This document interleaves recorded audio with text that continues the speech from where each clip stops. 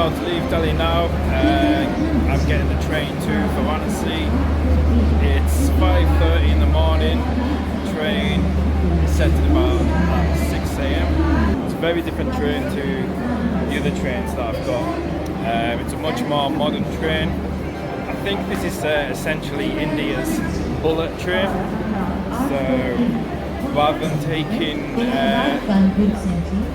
like 14 hours to Varanasi, maybe even more, it takes 8 hours. So it's like their bullet train. I think they actually only have one of these trains in India. They might possibly have two now, but I'm not sure.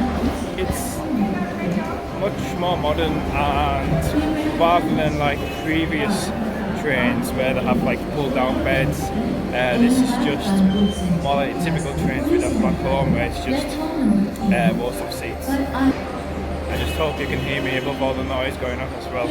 Anyway, found my carriage, so just about to board.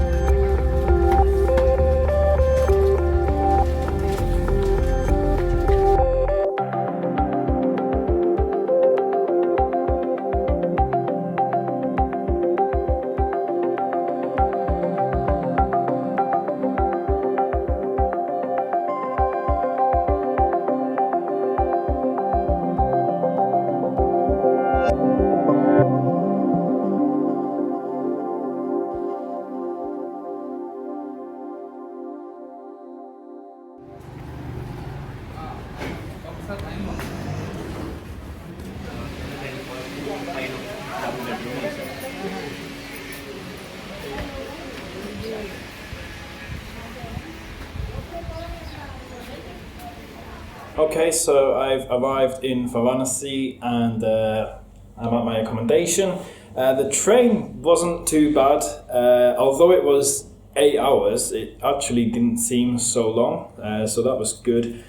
The only downside was it was quite noisy. Most places in India are pretty noisy, and the train was no exception. There was a lot of kids on the train who wouldn't sit still and wouldn't be quiet.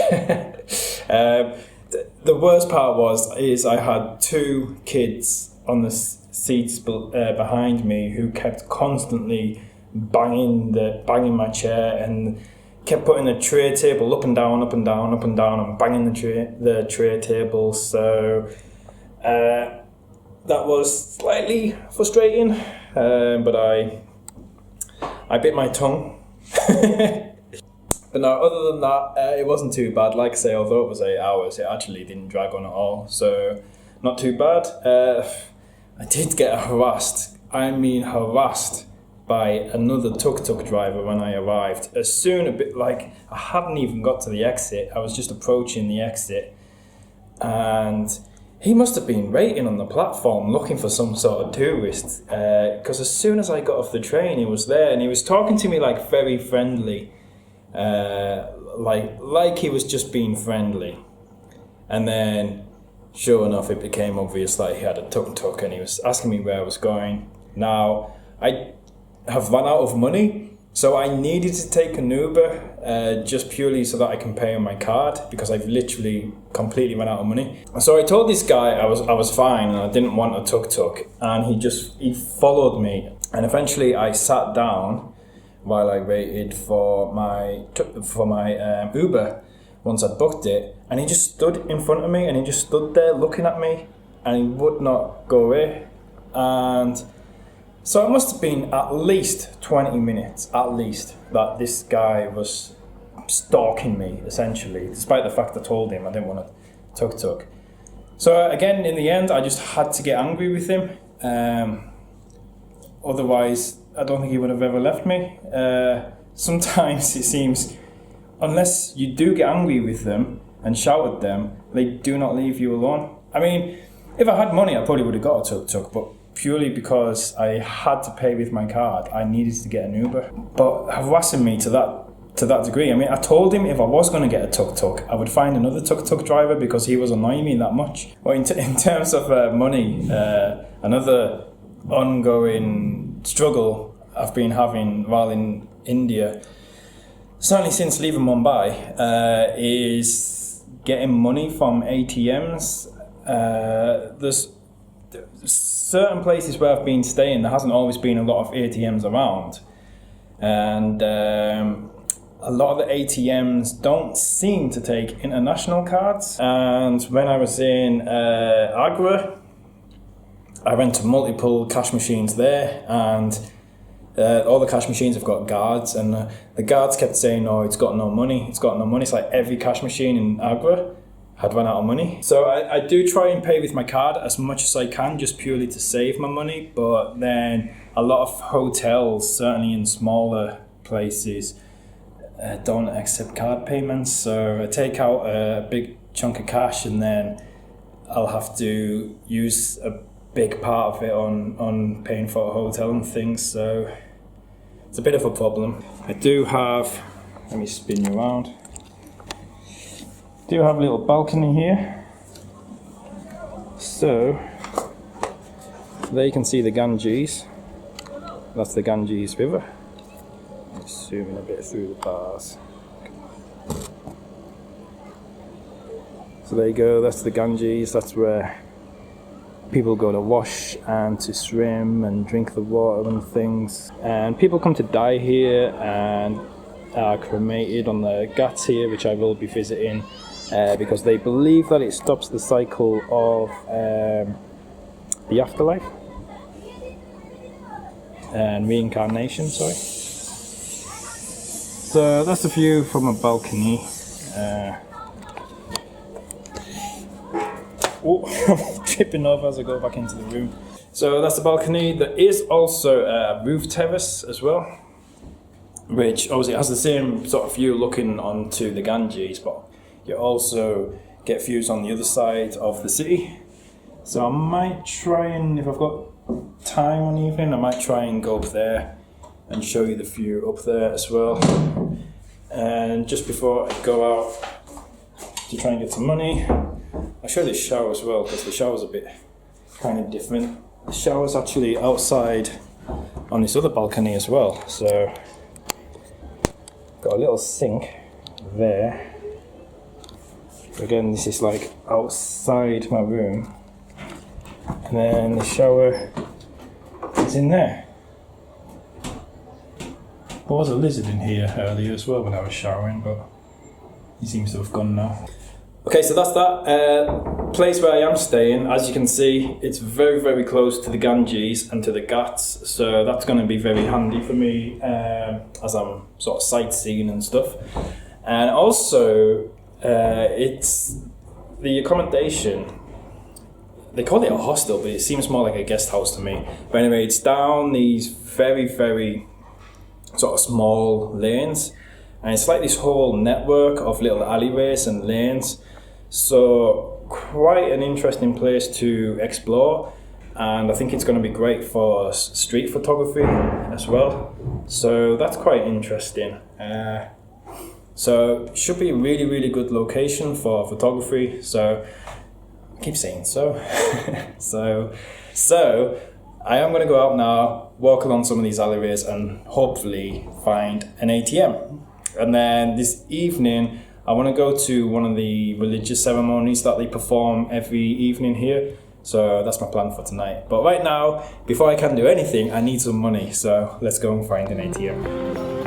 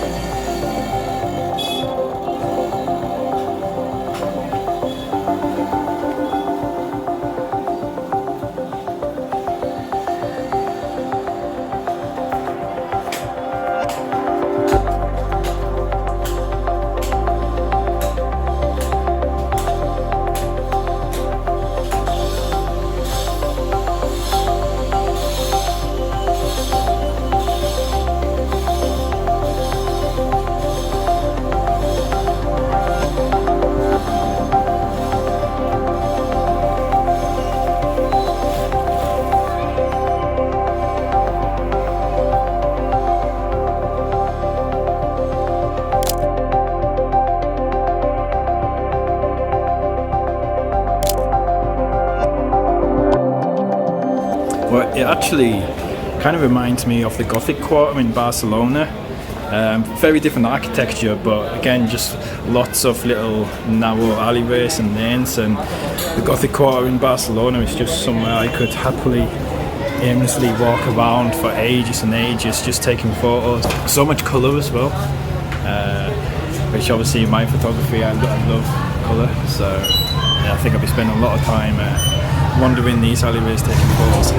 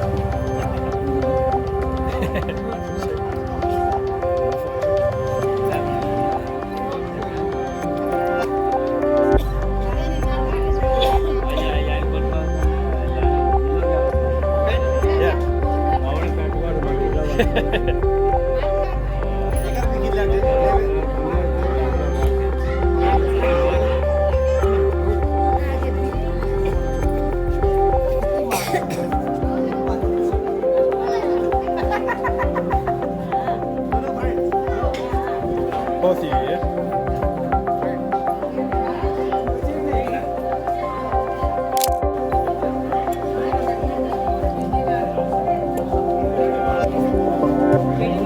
Nice.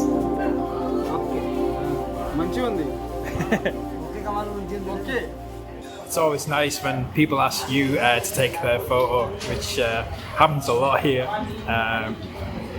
It can often be intimidating, asking people if you can take their photo, because you don't know how people are going to react. Guy just walking by. But it's not the case here, because people are generally always very happy to have their photo taken, and they see me with my camera, like what just happened now.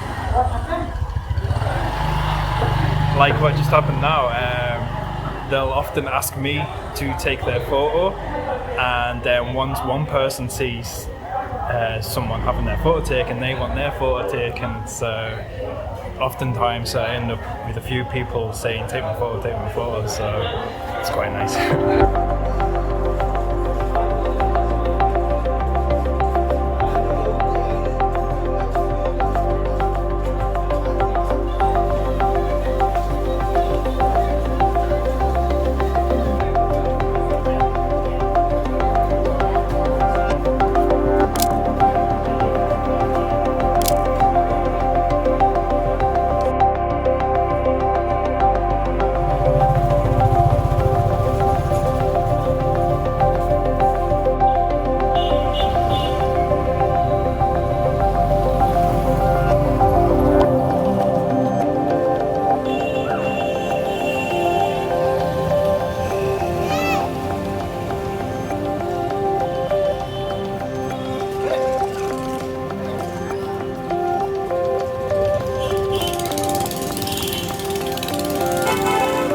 Taking photos at the moment with my Fujifilm XF10, just a compact camera, and I absolutely love taking street photos with this camera because it is so small and lightweight, and it obviously doesn't draw a lot of attention as well, so you can, there's no real fear taking photos, you're not drawing a lot of attention to yourself, and you can easily get candid photos. A lot of times it does shoot raw. A lot of times I just shoot JPEG because the Fuji JPEGs are just so great, the colours are beautiful. So if anyone like me is a street photographer, I would highly recommend the Fujifilm XF10. I just love it. I have just tried the cash machine. I found the cash machine I was looking for. Unfortunately, it wasn't working. I didn't think I would get lucky at the first attempt. However, The one I headed to was the State Bank of India, so quite a big bank. All the other ATMs around are like smaller banks, so I thought the State Bank of India would be my best bet because it's probably the one most likely to accept international cards. There was a sleeping security guard in there, so I took a sneaky photo. I thought that was quite a funny photo. But all I can do is just, I'm on the main street where there is a few ATMs, so all I can do is kind of like keep trying the different ones until hopefully I can take out money. If none of the other ATMs allow me to take out money, then I do have a serious problem because I don't have any cash, and the place that I'm at, none of the places accept card payments, so I have a real problem if I am unable to take out money, so fingers crossed.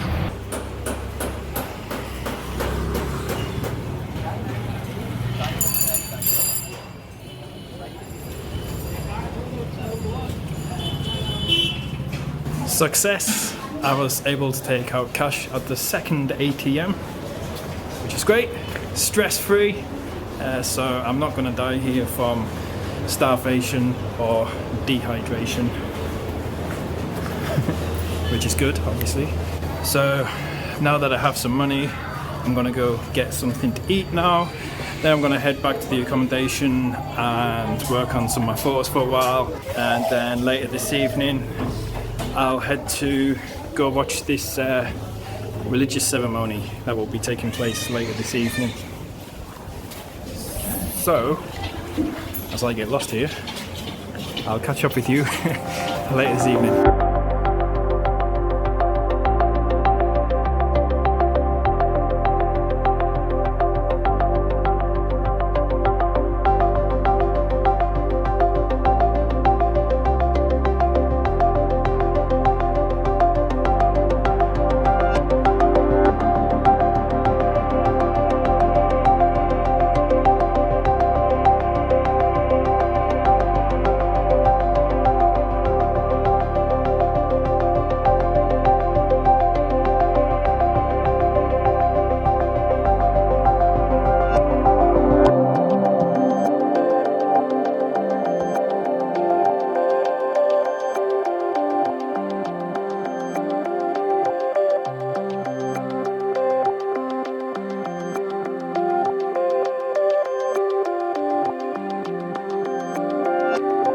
So I've made it to the Ghat. I'm not going to try and pronounce the name of the Ghat, but I'm here just in time for the ceremony to start, which I'm really excited about. Already there's an amazing atmosphere about the place, and it's just really incredible to experience actually.